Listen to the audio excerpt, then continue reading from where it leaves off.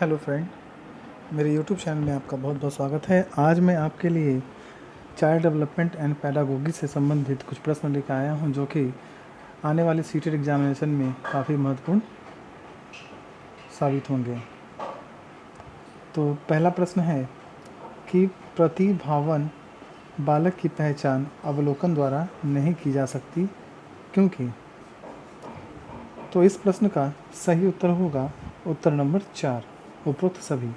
अवलोकन वस्तुनिष्ठ तकनीक नहीं, अवलोकन व्यक्तिनिष्ठ प्रविधि है, अवलोकन सिर्फ विशेषज्ञों द्वारा ही किया जा सकता है। अब इसके बारे में जान लेते हैं।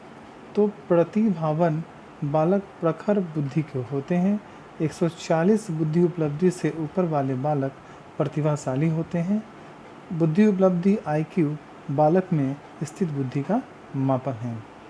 अब बढ़ते हैं अगले प्रश्न की ओर। तो अगला प्रश्न है कि वह प्रक्रिया जिसके फलस्वरूप बालक सामाजिक व्यवहारों को स्वीकार करता है और उसके साथ अनुकूलन करता है कहलाती है। तो इस प्रश्न का सही उत्तर होगा उत्तर नंबर 2, सामाजिककरण। अब इसके बारे में जान लेते हैं। तो सामाजिककरण एक ऐसी प्रक्रिया है जो नवजात शिशु को एक सामाजिक प्राणी बनाती है। इस प्रक्रिया से व्यक्ति सामाजिक प्राणी बनता है और समाज से अंतःक्रिया करता है। यह अंतःक्रिया बच्चों के व्यवहार और उनकी व्यवहारिक प्रवृत्तियों को अनुशासित करती है। और बढ़ते हैं अगले प्रश्न की ओर। जब कोई बालक अपना स्वमूल्यांकन करने के साथ साथ सहपाठियों के मूल्यांकन हेतु भी सहभागिता करता है, तो इस प्रकार का मूल्यांकन कहलाता है। तो इस प्रश्न का सही उत्तर होगा उत्तर नंबर 4, रचनात्मक मूल्यांकन। और इसके बारे में जानते हैं। तो रचनात्मक मूल्यांकन विद्यार्थियों का स्वयं अपनी शिक्षा प्राप्ति में एवं स्वमूल्यांकन के साथ साथ सहभागियों के मूल्यांकन में सहभागिता करता है। और बढ़ते हैं अगले प्रश्न की ओर।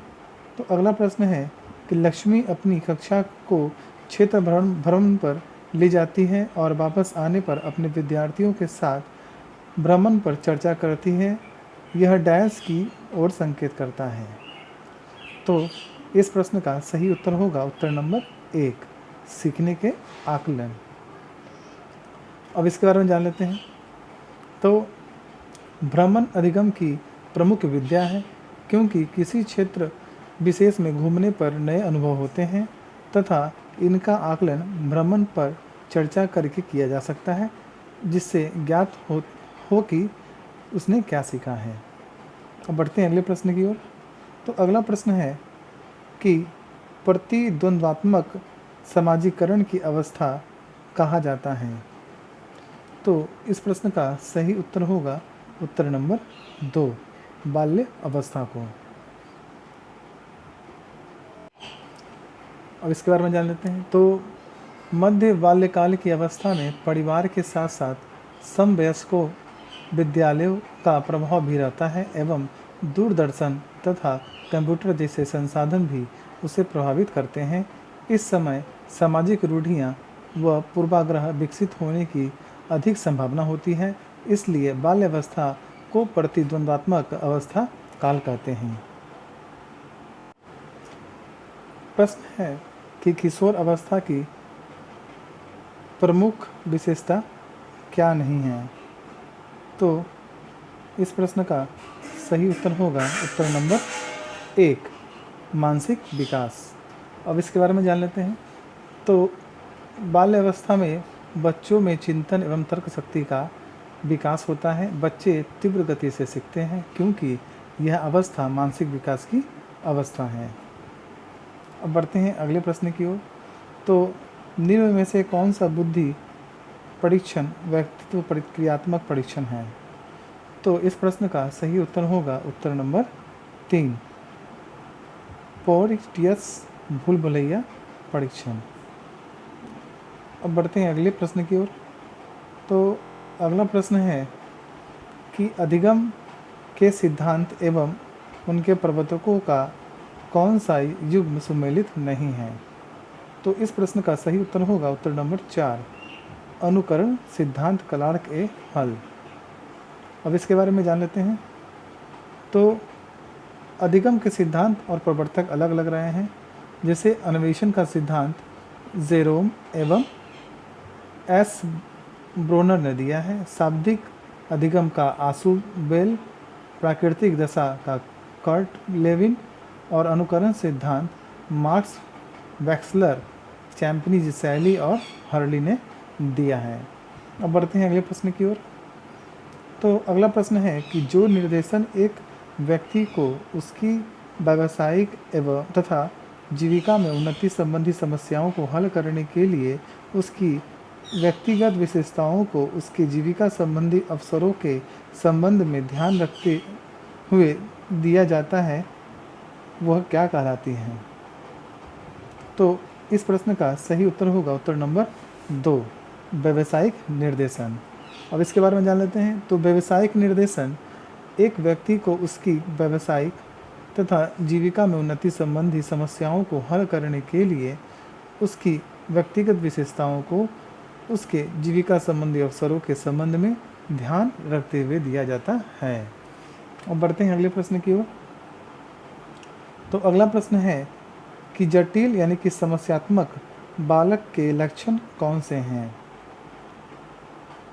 तो इस प्रश्न का सही उत्तर होगा उत्तर नंबर 1, विशेष प्रकार की शारीरिक रचना। अब इसके बारे में जान लेते हैं। तो शारीरिक विकलांगता के अंतर्गत विशेष प्रकार की शारीरिक रचना भी एक विकलांग श्रेणी में आती है। इस प्रकार की समस्या से ग्रसित बालक को अधिगम में कठिनाइयाँ आती हैं। अब बढ़ते हैं अगले प्रश्न की ओर। तो अगला प्रश्न है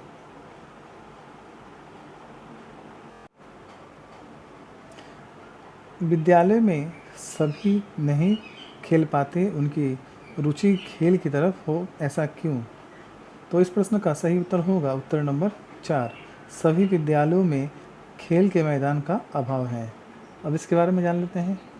तो संसाधनों के अभाव में विद्यालय में सभी बच्चे खेल नहीं पाते हैं। इन अभावग्रस्त संसाधनों में विद्यालय का खेल का मैदान, खेल सामग्री आदि प्रमुख है। अब बढ़ते हैं अगले प्रश्न की ओर। तो अगला प्रश्न है कि हस्तशिल्प की शिक्षा दी जानी चाहिए। तो इस प्रश्न का सही उत्तर होगा उत्तर नंबर 1, पिछड़े बालकों को। अब इसके बारे में जान लेते हैं। तो वैसे छात्र जो अपनी आयु वर्ग के अन्य छात्रों की अपेक्षा बहुत कम शैक्षणिक उपलब्धि प्राप्त करते हैं, पिछड़े बालक की श्रेणी में आते हैं। इसके कारण शारीरिक, मानसिक व परिवेशजनक हो सकते हैं। ऐसे बालकों की शिक्षा के लिए विशेष शिक्षा जैसे हस्तशिल्प आदि महत्वपूर्ण है। अब बढ़ते हैं अगले प्रश्न की ओर। तो अगला प्रश्न है, किसने कहा है कि सामाजिकरण की प्रक्रिया दूसरे व्यक्तियों के साथ शिशु के प्रथम संपर्क से आरंभ होती है और आजीवन चलती रहती है? तो इस प्रश्न का सही उत्तर होगा उत्तर नंबर 3, सारे व टेलफोर्ड। अब इसके बारे में जान लेते हैं। तो सारे व टेलफोर्ड के अनुसार सामाजिकरण की प्रक्रिया दूसरे व्यक्तियों के साथ शिशु के प्रथम संपर्क से प्रारंभ होती है और यह जीवन पर्यंत चलती रहती है। अब बढ़ते हैं अगले प्रश्न की ओर। तो अगला प्रश्न है कि बालक की शक्ति का वह अंश जो किसी काम नहीं आता है, वह खेलों के माध्यम से बाहर निकाल दिए जाते हैं। तो इस प्रश्न का सही उत्तर होगा उत्तर नंबर 1, अतिरिक्त शक्ति का सिद्धांत। अब इसके बारे में जान लेते हैं। तो मानव एवं जीव जंतुओं में जीवन निर्वाह के लिए ऊर्जा या शक्ति की मात्रा संचित होती है, लेकिन बाल्यावस्था में इस ऊर्जा की अधिक मात्रा होने पर उसे खेल या अन्य गतिविधियों के द्वारा उपयोग में लिया जाता है। यह अतिरिक्त शक्ति का सिद्धांत है। अब बढ़ते हैं अगले प्रश्न की ओर। तो अगला प्रश्न है कि मौलिकता का गुण पाया जाता है। तो इस प्रश्न का सही उत्तर होगा उत्तर नंबर 3, सृजनशील बालकों में। अब बढ़ते हैं अगले प्रश्न की ओर। तो अगला प्रश्न है कि अधिगम सिद्धांतों एवं उनके प्रवर्तकों का कौन सा युग्म असंगत है? तो इस प्रश्न का सही उत्तर होगा उत्तर नंबर 2, उद्दीपन अनुक्रिया सिद्धांत कोहलर। अब इसके बारे में जान लेते हैं। तो सूचना प्रसाधन का सिद्धांत जो है, उनके प्रवर्तक कार्ल रोजर्स हैं। संबंध प्रतिक्रिया सिद्धांत के प्रवर्तक पावलोव हैं, क्रिया प्रसूत सिद्धांत के प्रवर्तक जो है वो स्किनर है, और उद्दीपन अनुक्रिया सिद्धांत के प्रवर्तक वाटसन है, और अंतर्दृष्टि का सिद्धांत जो है वो कोहलर ने दिया है। अब बढ़ते हैं अगले प्रश्न की ओर। तो अगला प्रश्न है कि छात्रों को अपना अधिगम विकास करने में सहायता देने के लिए क्या आवश्यक है? तो इस प्रश्न का सही उत्तर होगा उत्तर नंबर 1, परामर्श की आवश्यकता पड़ती है। अब इसके बारे में जान लेते हैं। तो निर्देशन अथवा परामर्श एक ऐसी प्रक्रिया है जिसके द्वारा किसी को कार्य को करने का मार्ग बताया जाता है। छात्रों के विकास में उनकी कठिनाइयाँ आती हैं जिन्हें उचित परामर्श व निर्देशन से हल किया जा सकता है। अब बढ़ते हैं अगले प्रश्न की ओर। तो अगला प्रश्न है कि प्रसिद्ध मनोविज्ञानी जीन पियाजे के अनुसार ज्ञानेंद्रियों का विकास किस अवस्था में होता है? तो इस प्रश्न का सही उत्तर होगा उत्तर नंबर 2, संवेदनात्मक स्थिति अवस्था। अब इसके बारे में जान लेते हैं। तो जीन पियाजे के संज्ञात्मक विकास के सिद्धांत के अनुसार हमारे विचार और तर्क अनुकूलन के भाग हैं। संज्ञात्मक विकास एक निश्चित अवस्थाओं के क्रम में होता है। इसी क्रम में ज्ञान इंद्रियां का विकास संवेदनात्मक स्थिति अवस्था में होता है। अब बढ़ते हैं अगले प्रश्न की ओर। तो अगला प्रश्न है कि मानव संज्ञानात्मक सिद्धांत के अनुसार ज्ञान, तो इस प्रश्न का सही उत्तर होगा उत्तर नंबर 3, 1 व 2 दोनों में होता है, यानी केवल व्यक्ति में भी होता है और केवल समाज में भी होता है। अब इसके बारे में जान लेते हैं। तो मानव संज्ञानात्मक सिद्धांत में प्रमुख ज्ञान, समग्रता, अनुप्रयोग, विश्लेषण तथा मूल्यांकन पक्ष शामिल होते हैं। इस सिद्धांत के अनुसार ज्ञान व्यक्ति तथा समाज में निहित होता है। अब अगले प्रश्न की ओर बढ़ते हैं। तो अगला प्रश्न है कि समावेशी शिक्षा समर्थन करती है। तो इस प्रश्न का सही उत्तर होगा उत्तर नंबर 3, असमर्थ बालकों को समर्थ बालकों के साथ समान अधिकार देने का। अब इसके बारे में जान लेते हैं। तो शिक्षा का समावेशीकरण यह बताता है कि विशेष शैक्षणिक आवश्यकताओं की पूर्ति के लिए एक सामान्य छात्र व दिव्यांग छात्र को शिक्षा प्राप्ति के समान अवसर मिलने चाहिए। इसमें एक सामान्य छात्र एक दिव्यांग छात्र के साथ विद्यालय में अधिकतर समय बिताता है। अब आते हैं अगले प्रश्न की ओर। तो अगला प्रश्न है कि अपनी कक्षा में एक बालक नए और अधिक साहचर्यों के निर्माण में निहित रहता है। शिक्षक होने की दृष्टि से आप उसे किस श्रेणी में रखेंगे? तो इस प्रश्न का सही उत्तर होगा उत्तर नंबर 2, सृजनात्मक। अब इसके बारे में जान लेते हैं। तो सहचार्यवाद, अंतर्दृष्टिवाद, मौलिकता, निर्णय निर्माण की स्वतंत्र क्षमता तथा संवेदनशीलता सृजनात्मक बालक के गुण हैं। सृजनात्मक बालक में हंसी मजाक की प्रवृत्ति भी पाई जाती है जो सहचार्य की प्रक्रिया में महत्वपूर्ण होती है। अब बढ़ते हैं अगले प्रश्न की ओर। तो अगला प्रश्न है कि पूर्व बाल अवस्था में बालक में जिन सामाजिक विशेषताओं का आविर्भाव और विकास होता है उनमें से प्रमुख नहीं है। तो इस प्रश्न का सही उत्तर होगा उत्तर नंबर 3, परिपक्वता। अब इसके बारे में जानते हैं। तो पूर्व बाल अवस्था जन्म से 6 वर्ष तक की अवस्था है जिसे शैशवावस्था के नाम से जाना जाता है। इस अवस्था में अनुकरण, समाजीकरण, जिसकी तीव्र प्रवृत्ति, खेल भावना का विकास, स्पर्धा आदि विकसित होती है, जबकि परिपक्वता किशोर अवस्था में विकसित होती है। और बढ़ते हैं अगले प्रश्न की ओर। तो अगला प्रश्न है किसी छात्र के भावी जीवन की सफलता, प्रसन्नता और कुशलता काफ़ी हद तक समस्या समाधान पर निर्भर करती है। अतः शिक्षक को चाहिए कि वह छात्र को समस्या का समाधान कराते समय ध्यान रखे।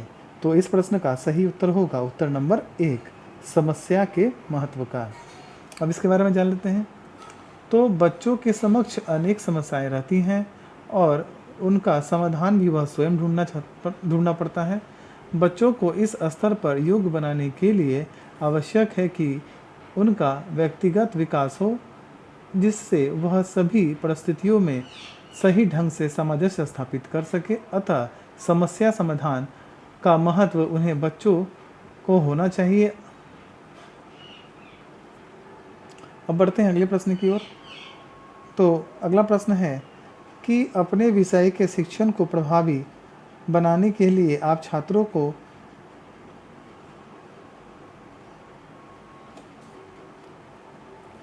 तो इस प्रश्न का सही उत्तर होगा उत्तर नंबर 4, कक्षा में ही कार्य करने के लिए कहेंगे और उसका प्रशिक्षण करेंगे।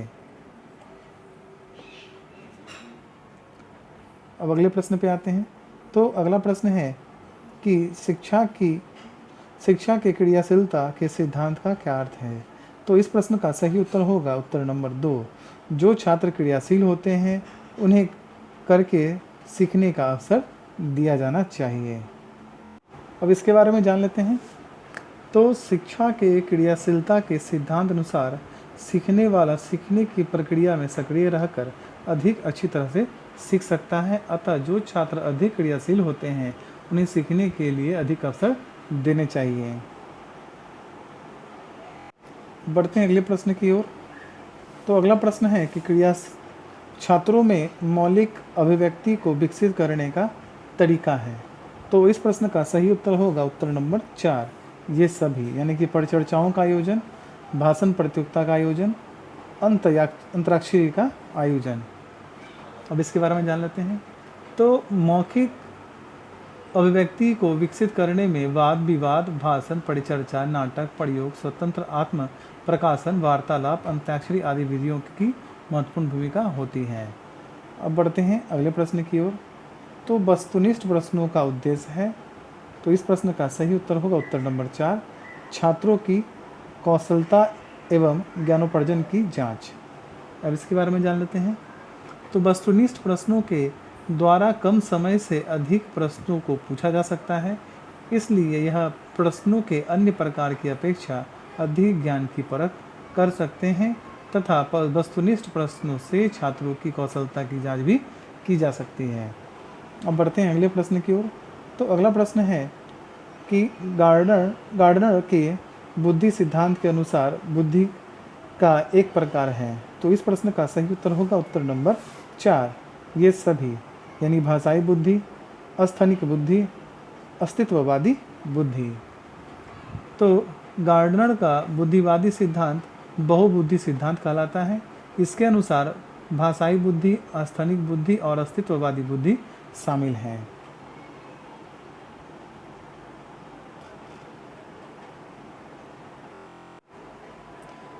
तो आज का अंतिम प्रश्न है कि राष्ट्रीय पाठ्यचर्या की रूपरेखा NCF 2005 के अनुसार मार्गदर्शक के सिद्धांत में निहितार्थ है। तो इस प्रश्न का सही उत्तर होगा उत्तर नंबर 3, ज्ञान को स्कूल के बाहर के जीवन से जोड़ना। तो इसके बारे में जान लेते हैं। तो राष्ट्रीय पाठ्यचर्या के रूप के अनुसार 5 निर्देशक सिद्धांतों को प्रस्ताव रखा गया था, जिनमें ज्ञान को स्कूल के बाहर के जीवन से जोड़ना, रटंत प्रणाली को पूर्ण रूप से समाप्त करना, पाठ्यचर्या का ऐसा संवर्धन हो जो बच्चों का चहुमुखी सिद्धांत विकास करे, ना कि पाठ्य केंद्रित हो, परीक्षा को अपेक्षाकृत अधिक लचीला बनाना है। अगर ये वीडियो पसंद आए तो प्लीज़ लाइक, सब्सक्राइब, कमेंट करना ना भूलें और आगे के वीडियो को देखने के लिए सब्सक्राइब ज़रूर करें। धन्यवाद।